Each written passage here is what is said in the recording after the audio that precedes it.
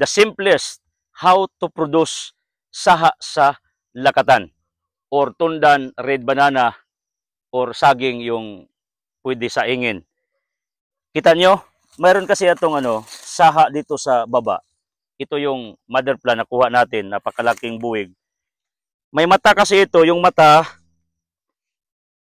tumutubo and it becomes automatically a saha. Anong gagawin natin sa saha?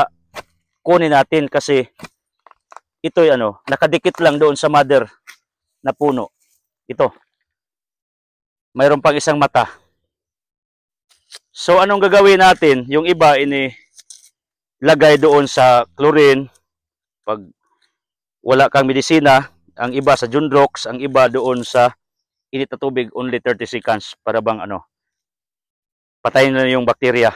Pero kami dito talaga sa sa Bohol, ako personally, wala akong in-apply na medisina.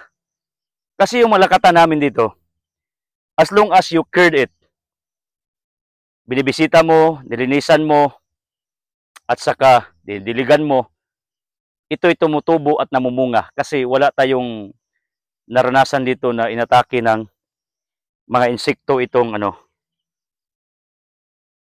lakatan. The other one, ito, pakita mo Tors. Ang kagandahan ng Carlan kasi pwede ito sa kahit sa tumutubo. Mayroon pa dito. Yung mata na lumalaki.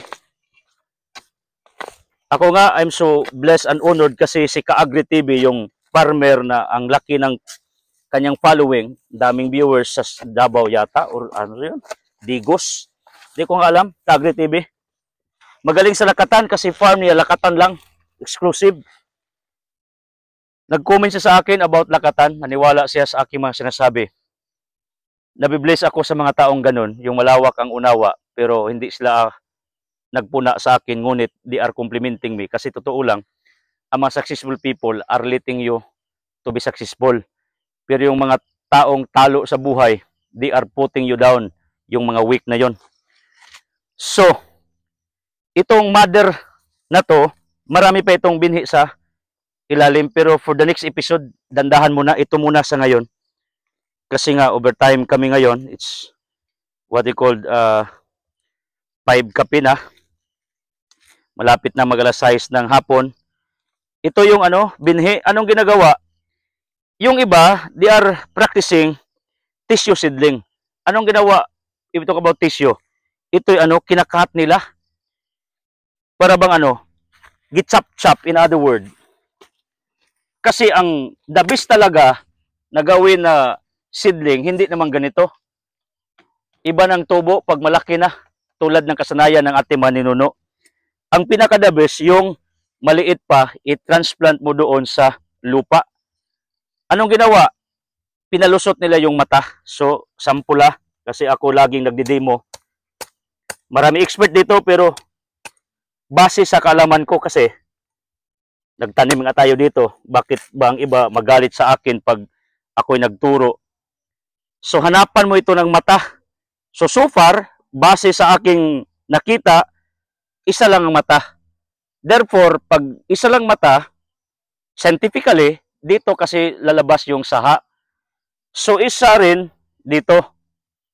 Meron itong mata, kita nyo? Oh, mata. So, anong ginagawa ng iba? Ito'y nilagay doon sa malambot na lupa. Para bang nilagay doon sa nursery at hayaan tong tutubo kasi uugat at uugat ito. So, granting, kahit isa lang ang mata dito kasi hindi naman tayo extreme ng mata. Baka mayroon ditong maliit pa pero hindi natin nakita para nga may maliit pa dito. Tama nga, may maliit na mata. Kita nyo? So, pwede ito i-cut pa rin dito. Oh. Cut, chop-chop mo parang ubi ba? Ganon. Sabihin nyo, nagmarunong kayo si Clusas? Hindi. Kasi nagtatanim nga kami dito. At saka ako, marami na akong napatanim. Hindi na ako nag-farming ng malaki. Pero the practice itself, tissue kasi ito, patubuin mo doon sa nursery mo. At ito tutubo. At pag mayroong mga binhi, isiparit mo para dadami. Teknik ito ng pagparami ng seedlings at saka sigurado. Pero pag gusto kang magtanim nito, as a whole, walang problema. Kasi nga, Sirach 15:14-15, each one of us has a freedom of choice. Kibali, my point goes this way. Karapatan mo kung anong gustong itanim. Kung gusto mong yung kasanayan ng mga ninuno, ganito, sino makialam sa iyo? Pero sabi ko nga, iba ang resulta pag malaki na yung punong tinanim mo. At saka pag may na-harvest ka na isang lakatan, hindi pa ito waste kasi it will become automatic a fertilizer doon sa katapat na saha. So sabi mo, anong gagawin ko nitong dalawa? Pwede ko to hayaan. Because we have this belief, 3 seedlings in 1 butas. What is that? Yung isa mamunga, yung isa reserba, yung isa reserba. Yun ang concept para malaki yung buwig. Pero ang logic ko, saan tayo kukuha ng binhi pag hindi ko kukunin to? Balang araw, mayroon ding binhi yan doon sa sa pinaka puno. Kunin natin yun. Pero sa ngayon, itong mother plant na kauna natin ng ng bunga, ito'y ating tinatangkilik. Tingnan nyo. This is lakatan. This is the simplest way how to propagate lakatan. Kunin mo yung mata na tumutubo, ito mata oh. Pakita mo to, mata. Kunin mo yan. Kunin pa natin kasi sayang yung panahon. Kasi I will let this grow doon sa nursery natin. Oh, may mata. So, pag ito'y tutubo, lalaki, itanim natin. Kasi plano ko pasanayin ang lakatan dito. Marami pa itong mata. Dapat ito'y kunin talaga at saka i-chop-chop. Tulad ng ginagawa ko kasi maraming mata dyan. Yan ang pinaka-practical at ideal na paraan ng lakatan. Now, trivia. Sabi ko nga, in scientific study, pag ang lupa dito laging ginamit ng lakatan, ang lakatan maganda lang sa first, second, third, or fourth, or fifth, pero kalaunan, hindi siya po tulad ng saging ba na okay lang sa isang lugar, pasagdanin mo. Pero ito, dapat i-transfer mo dito sa lugar o banda nito. Bakit? Scientifically, yung nutrients na ubos. Kaya yung bunga hindi na lumalaki. Kaya base sa experience namin, kasi may nag-farm dito ng lakatan, hindi talaga nag-prosper. Ang kanyang complaint, lalong tumatagal ang farm niyang lakatan, lalong lumiliit yung bunga. Bakit? Ang ginawa niya, tradisyonal. Hinayaan lang niya, saha, bunga, hindi na niya transfer. Kaya sabi niya, it's very what we call kanang sagabal or gubin, in other word, trabahoso, sa Bisaya, kuti, kapoy, hago. He surrendered his farm of lakatan. Gisayangan nga ako. Bakit? Maybe that person never studied well or walang nagturo. Kaya ako, by my own capacity, nagturo ko sa inyo. Kasi scientific yun eh. Pag laging nagagamit yung lupa, naubos yung nutrients. Kaya nga, hindi tumataba yung tanim mo. Sabi mo, brother, ang gusto mo, yung minggo mo, i-transfer mo balang araw. Hindi naman. Iba yung fruit trees. Iba ang lakatan. Sabihin ko nga, may kaibahan talaga ang mga tanim. Kasi iba-ibang ugali, characteristics tulad mo, tulad ng pamilya mo, mga kaibigan mo, iba-ibang ugali. Kaya nga, as a farmer, problem solver ka. Because farming is a mathematics talaga.